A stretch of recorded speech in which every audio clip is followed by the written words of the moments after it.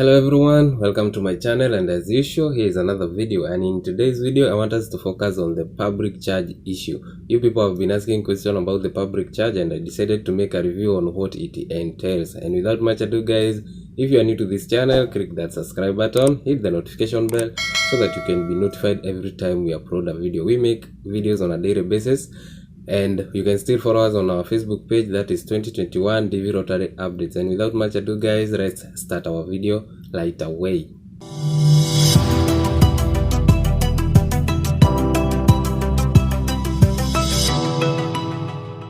So to start with, I know you people have been wondering what the term public charge means, but I will start by explaining that. So public charge is referred to as being dependent on the public funds. That is, if you are in the United States or you immigrate to the United States, you are maybe depending on the funds, or that is the public funds from the government for your survival in the United States. I hope up to that you get what it means by the term public charge. That is, you are depending on the public funds to survive. So when now we come to talk about the public charge, the government of United States does not like that from an immigrant. You know, you just come from your country and you are here in the United States, then you start depending on their funds. You know, their funds has been saved from their taxpayers. Those are the people who have been living for a quite long time in the United States. They have been filing their tax and all that, and the tax is saved for their emergency services. You know, like now there is a pandemic and some people are jobless. For that matter, the government is paying them for being jobless, and you know, it's an emergency or something like that. So the public money or the public fund is subjected to some emergency issues or something like that to the people, to the residents of the United States. So for you as an immigrant, they are trying to avoid as they can to prevent you from becoming a public charge, that is, from depending from the public funds. So that's why they want to take a test or try to figure out if you are going to end up being a public charge.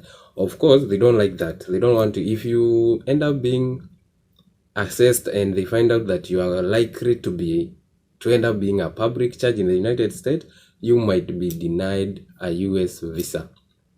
So in this video, I want us to talk or to explain what are the basic factors that they assess when you submit. You know, you have to submit a document. Actually, for the assessment of the public charge, there is a new document that is called the DS5540. In this document, you have to fill it. It might be requested on the interview date, but it's not sure. But sometimes, most of the time, it might be requested by the consular officer, that is the embassy you registered your interview to be held at. So in case you are requested for that document, you are the one to prepare it. And in this video, I want us to talk about what is considered, or what are the factors they check to assess whether you are likely to end up in the public charge or not. So there are a number of those factors, and I may highlight them, then I will talk on each at a time. So number one is about your age. Second one is about your health. The third one is about the health insurance. The fourth one is about the income. The fifth one is about the asset and resources. The other one is about the public benefit. Another one is about the education skills, and the other one is about the Affidavit of Support.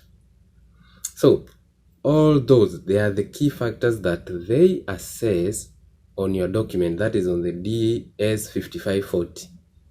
In case they request for you that document, you have to prepare it and carry it with you when you attend the interview.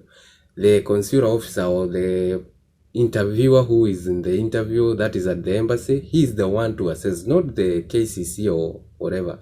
It will be assessed on that day you produce it to the consular officer. He will check or go through it, and he will determine whether you are likely to be a public charge or not.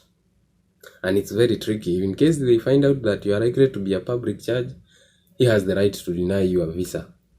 And for that matter, no one wants to lose a visa, and that's why I'm here We try to figure out the basic factors in which they focus on so that you can prepare yourself and fix them accordingly.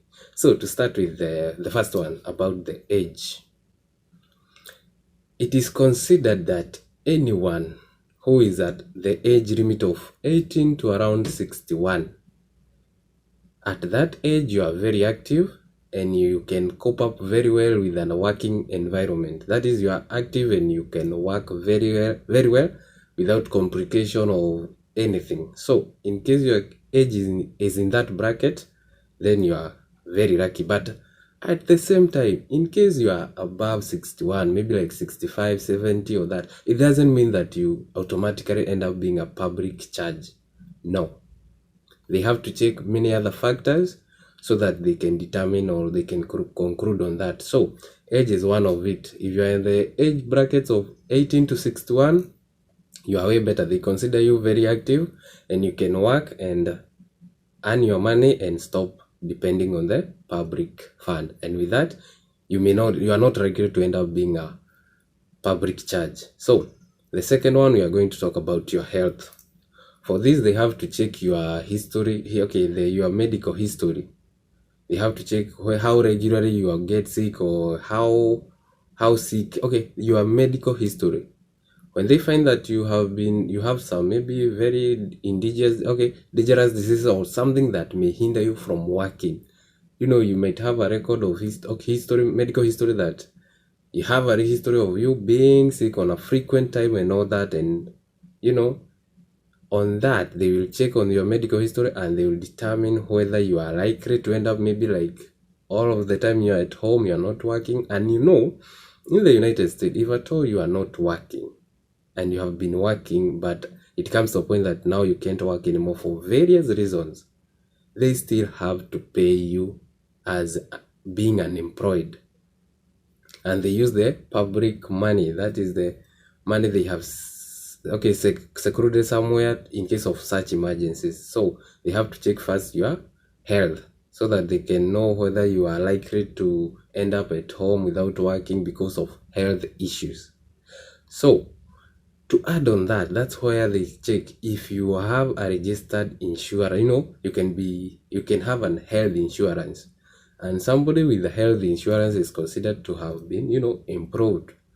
They won't, even if they get sick, the insurance will take care of the diseases and the insurance will pay the burden or the funds for the treatment. So your salary or your earnings is not touched by the medical care. That means the insurance is taking cover for your health issues. So your earnings and all that are still safe. So if you have any health insurance, most of the time they consider you at a good pace and they are not likely to conclude that you can end up in the public charge. So about the insurance, we are going to make a video. It's a broad topic. We will make a video on how you can answer about the insurance and all that. On the DS 5540, there is a section where they request about the insurance issue, health insurance issue. So don't worry, I'll be making a video on how to fill the DS 5540 in a future date, and I will explain more about the insurance part. So let's go to the other section, that is the income level. In case they will be checking on how maybe you have some other inflowing income. You can be having some shares in some big companies and any other source where there may be flowing income. There are some income that flow whether you are working or not. So if you still have such incomes, you are aware of and you are not likely to end up as a public charge. The other one is about assets and resources. You can be in your country, you own a prime land or a prime house, apartments and all that stuff. But make sure that when you are claiming to have some assets, make sure that they are under your name. Not a friend, not a family, not your parents, not your whatever, but your name as the applicant. The properties and assets are under your name. So if you have some assets like that, you can still include them on the DS 5540. And if you have a good figure or good assets, that is according to their variability, you can be considered still not part of the public charge, and they can conclude that due to the assets you have. But if you don't have still to worry. There are many other factors to consider. So the other one is about the public benefits. For this, mostly falls under the people who have previously been in the United States. If you have ever been to the United States, maybe some times back or some years back, whether you had ever taken part or you had ever spent some public funds, if you have a history of in the United States and you are a public charge already, you are taking or you are depending on government funds for your survival, then you are most likely to end up still again. If you are given a visa, you might end up still the same depending on the public funds. So if you have a history of traveling maybe in the United States in some previous years and you are dependent on that, you are most likely to end up as a public charge even at this round. I hope that is clear. The next one is about the education, skill, and employment history. So, those people who have maybe PhDs, masters, and all that, the higher your education level, the high chances that you will be employed in a well-paying jobs. And for that matter, in case you have a PhD or masters and all that, you can be compared with somebody who has maybe a high school certificate and all that in terms of being employed or in terms of salary. So the higher you have the education level and all that, the higher chance you become of being out of the public charge. But that does not mean that if you have a high school certificate, you will end up to be a public charge. No. I told you there are many factors they consider so that they can conclude on that. So again, to add on that about the employment history, if you have a good history, like you have a history from working from a huge company at a good position to another huge company at a good position, a history of good or high paying jobs, then they automatically know that even if they were given a visa in the United States, with your history or your record of the employment, you are likely to get a huge salary from a big company or something like that. So you are not likely to end up as a public charge on that factor. I hope up to that you are still getting something. So the other one is about the Affidavit of Support. Yeah, and this is where now it applies. For DV lottery winners, they are requested a document known as I-134. This form talks about the sponsor, somebody who is in the United States.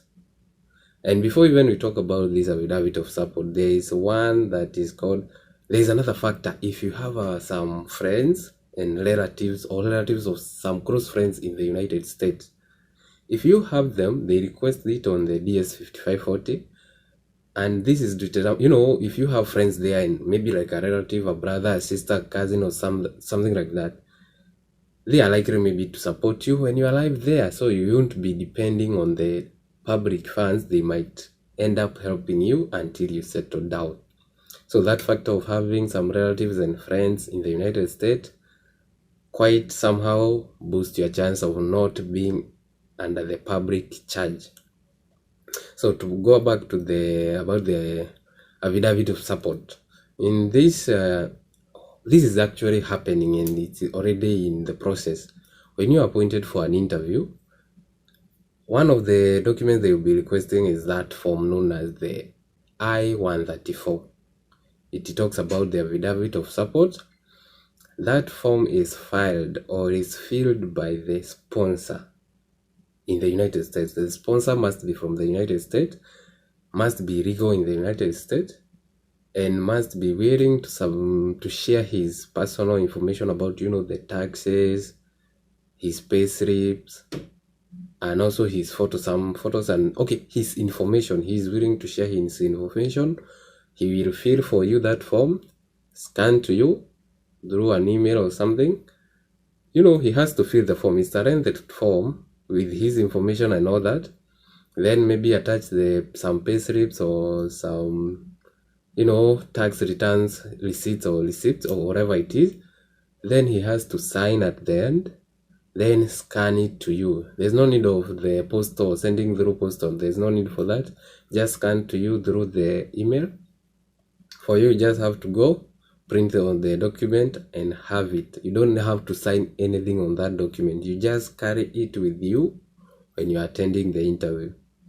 So when you are at the interview point, they will still revise that I-134. That is the Affidavit of Support from your sponsor. So if you are there and you have not yet got a sponsor, please, this is the time to talk to your friends, those you know in the United States, talk to them about it and seek if they are ready to fill that form or they are ready to sponsor you. So to add on that, so when you have that document, they are going to access it. They will be checking on the record of your sponsor whether he has been making enough money to sponsor somebody. And if he has some good records of the filing the tax and all that, then he's good. He can sponsor you in a better way, and you just out of the public charge. You may not likely end up being a public charge because you have a sponsor in the United States. So up to that, I hope you understand something. The public charge is there just to determine whether you will end up being a public charge. Okay, like you will end up being dependent to the government funds. They don't want that. They don't want, people have been working there, paying tax on every month or whatever it is, or every year, for their safety for a bad day, like a pandemic like this we are having for the COVID-19. Some people are already unemployed, and the government is using their public funds to pay them due to their unemployment. So the government don't want to have new people who have not been paying for the tax to come in the United States and automatically the first month they are requesting for the public funds. You see, the government will not like that. So the person who will be assessing that is the person who will be interviewing you, not the United States government or something. The representative of the embassy is the one to determine. He will check all those factors. He might have requested you for the form DS-5540. You are the one as the applicant to fill that form. Then the consular officer, that is the person interviewing you, will assess that document.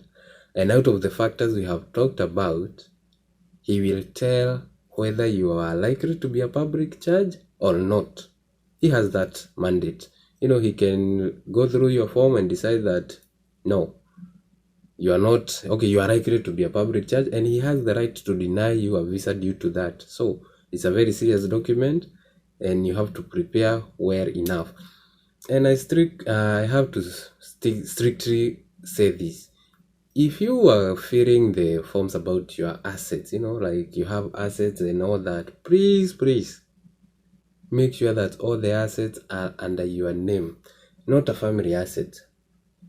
If you have flats, if your family or your father has your parents have some flats or something like that, or some prime lands and all that, that's not yours. It's for the parent. They want something that is under your name, not in even an agreement or what. No, even if it's about money. Yeah, and let me talk about the money. You can still prove that you won't be a public charge in the United States by producing your bank statements. That is, you can go and tell your father, you can go and say that my father has this amount of money, so I can't be a public charge. He can be sending me this money. No. Before you say that, go tell your father to give you that money, have it in your account, and they will be reviewing your bank statement maybe 6 months ago. So you have to play it safe. You can be adding money throw by throw. And actually, people have been asking the exact amount that you should have so that you cannot end up being a public charge. The rough figure, not the exact figure. It may vary from a country to a country. But the rough figure, it's around $10,000 per head. So if you are one applicant and you go and submit a bank statement correctly showing how you generated that money to up to maybe $10,000, then you are good to go. they will understand that you are not likely to be a public charge once you are in the United States.